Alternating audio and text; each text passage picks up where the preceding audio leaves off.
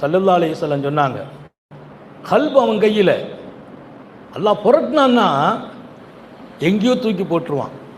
என்னை நீ எங்கே புரட்டு, சப்பித்த கல்வி அலா தாதி, உன்னுடைய நெருக்கத்தில், உன்னை வழிபடுறதுல, உன்னுடைய ஈடுபாட்டில், உன்னுடைய சிந்தனையில் என்னை கொண்டு போடுன்னு கேட்டாங்க. சப்பித்துனா என்ன அங்கே கொண்டு போடு, தரிப்படுத்திடு, என்ன இதில் விட்டு நான் வெளியில் போயிடக்கூடாதுன்னு கேட்குறாங்க. ஏன்னா உன் கையில் இருக்குது. சாலிஹீங்களில் மிகப்பெரிய வழிமார்கள் கடைசி நேரத்தில் களிமா இல்லாமல் மூத்தா போனாங்க.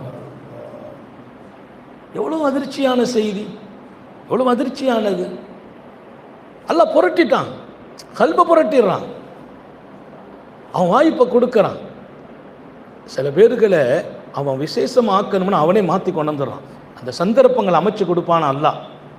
நம்முடைய நிலைகளை நாம் எடுத்து இதை சரியாக்க வேண்டிய கடமை நமக்கு இருக்கிறது. சர்க்காரை ஆலம் ஸல்லல்லாஹு அலைஹி வஸல்லம்